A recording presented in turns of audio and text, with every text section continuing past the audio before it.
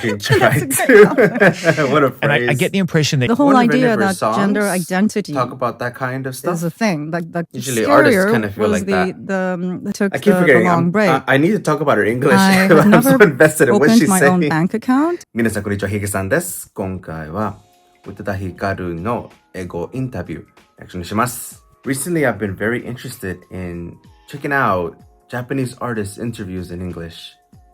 I don't know why, but it's just really fascinating to me. And I've been trying to find out different artists that have done interviews in English, but there's not so many of them. And then I came across Utada Hikaru. Now, I know that her English is very good. She sings in English, but I'm curious of how she would do in an interview setting. As you know, it's very different than when you're singing in English because you are constantly practicing the same phrases over and over again. But when it comes to an interview, there's a lot more that goes into when you're speaking in English. And this is going to be my first time listening to her English outside of just singing in English. But before I start the video, if you guys have any recommendations of other Japanese artists who have done interviews in English, or if you just want me to check out their interviews in Japanese and then just give my input, please let me know in the comment section. But with that being said, can't wait to get started. So, 行きましょう. Let's go. チャンネル登録してね。a lot of momentum going forward on this record. What inspired you to make Bad Mode, and how did you know it was time to collect your thoughts? Someone told me recently that I always say, when this album is done, I'm going to take a little break. And then, perfect pronunciation. And I was saying that again, and she told me, well, you always say that, but then you always end up like doing one song here and there right afterwards, and then you're into the next album. And I thought, okay, that's actually true. I think I take a lot of time to make songs. Just spot on. And I can only make a song. I know she grew up in America, I there's believe. Something so that I really need to write about. Yeah, there's a lot of moving material. There's a lot of moving tell. words and a lot of sort of growth in this record. I mean, first of all, just the sound of it, right? It's like bangers you can cry to. Oh, you can try to. What a phrase. And I get the impression that you don't do too much conscious thinking about the way you create art, but for you to sort of get to that place, you must have had a feeling of how you wanted it to sound. And I mean, it's a dance record. It's an emotional dance record. I don't usually have a concept going into I wonder if I've done a reaction to a song. Making songs for an album, and it's something I think I have. That becomes more evident as I write more songs. But this time, from the beginning, I knew that I wanted more electronic sounds. I really wanted to go back to this more programming and working with other people to make something a little bit, just to make sounds from zero and to make something that sounds a bit stranger sonically. Well, I guess the last three I did with Floating Points.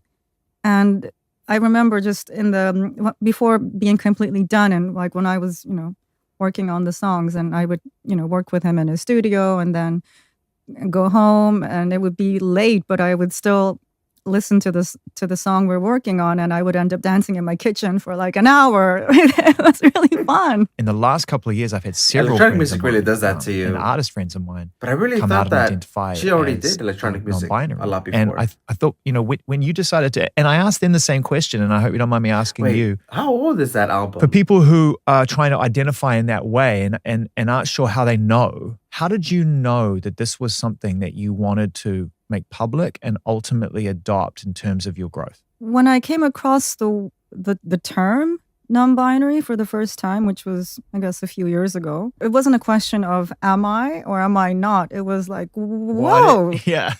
Where was this word my whole life? Hello. We finally meet. And it was like a gift, the knowledge of just knowing that it was very it was such a validating moment. And I thought, I didn't even realize how much I had needed the term. And it's, you think, oh, it's just a word, or, you can be what you want and not have a word attached to it. But it's not the case when you feel strange your whole life. I knew it would be very misunderstood in Japan because the discussion around things like that is it's just not really quite there. Was that part of the reason why you wanted to do it, even in your subconscious, that you could actually then amplify the conversation and help bring greater awareness to what it actually means to you and therefore to others who might feel misunderstood and or isolated. Well, yes, exactly. There was such a lack of visibility, and anyone. Well, the whole Wonder if any idea of her that gender songs identity talk about that kind of is stuff. a thing, like the concept of that, I don't see it really being discussed in Japan. And I just felt it was a bit of a sense of responsibility. And people are scared of, losing the support and love of their families or losing their jobs and things like that. And I don't have to worry about those things. I'm just a public image, basically. So I thought I should. And then afterwards, it felt really good. I'd love to talk about why you decided to come back and make music when you had ultimately decided that you needed to go and live your life. And at what point during that break you started to feel inspired, whether it was just She took a before you break? returned I or never whether knew you that. were always writing and creating, and what that experience felt like. Because as I said at the beginning of our conversation, very few That's artists I've ever interesting. interviewed have walked away for that period of time, being that open and come back and being able to be that successful again. What was scary was there was this inertia building up. Like it was like being a part of a machine, and I couldn't stop because other people, it would affect a lot of people. And Usually artists scarier kind of feel was like that.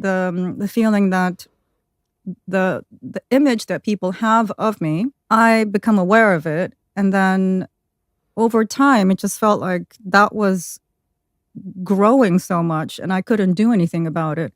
And it was messing with how I look at myself. But when I lived in Japan, before I took I keep the forgetting. long break, I need to talk about her English. I had I'm so never invested in what opened she's my saying. own bank account. I had never done a No, contract but for like I mobile said, it's phone. perfect. I had Her never responses are just perfect. rented a place by myself. The timing, the I description, never paid the bills. the They were done variety, like the I don't know who was nuances, doing it. everything is Honestly, it was perfect. like I guess someone in my management company or people around me, like, or someone would like bring me food. This is before, Of course, because life's work is bad for business. It's all a Yeah, distraction of what you exactly. need to be It's like, doing. no, you don't need to like Yeah. waste your energy on these like worldly, little things. I understand, and with the greatest of respect, what the term J-pop means, and I understand your standing within the J-pop environment as being one of, if not the preeminent pop star of the last 2 decades. But I have to ask you what that term means to you now that you've come out this period of living your life in different parts of the world, collaborating with artists from all over the world, and putting out an album that, to me, and again, no disrespect, because genres and terms are important, but this is just a brilliant modern club-orientated pop record for me. I've never really listened properly to much J-pop. And I still don't really know what's going on in J-pop. So I don't think I've been influenced much. I don't see myself as something that has risen from J-pop. But people have said, oh, like the J-pop queen. And then I don't really understand what J-pop means. That's what I mean. Yours is such a weird success. I mean, I mean that, and I mean every word of that. Zero justification for that statement. I mean, if I for remember you to have the had the first kind of reaction I ever unprecedented did, I was success very that you have had and surprised by continue to reach an audience, how and she yet made her you, to me, are an music. outlier. You are It a was very DIY different story. from You're what someone I've who heard made your before. own music on your own terms, reluctantly and eventually walked into a collaborative If I space remember, when the I'll time was post right, it on deliberately this chose to video. walk away from an unprecedented success to go open a bank account. It's every step you take, just to me, is the step of a unapologetic individualist. I think I really have to thank my mother for it, though, because I think everything I know about being an unapologetic individualist probably comes from having watched her as I was growing up. And she herself, she walked away from a very successful career as a singer and moved to New York, to America, eventually New York. And that's where she met my father. And that's how I was born. But I saw how So beautiful she was born in America. the No, life carried no out wonder. with that No wonder. attitude. I don't know her mom was a singer though. So I Interesting. think it has rubbed off on me. I should probably do. Yeah, I reactions to can't some of her music, imagine too. living any other way. So that was Utada Hikaru's interview in English, and I assume this interview is very long. This was only 8 minutes? So if you guys are interested, I may check out the entire thing. I think this was on Apple Music, so I wonder if I can find it. The one thing I liked about this interview, though, is that there was a variety of things that they talked about, her music, her personal life, and just her way of thinking. But before I get into that, I just want to talk about her English. It's perfect. It's perfect. She sounds like somebody I could talk to in America and have a natural conversation with, and I wouldn't have to kind of change the way I speak.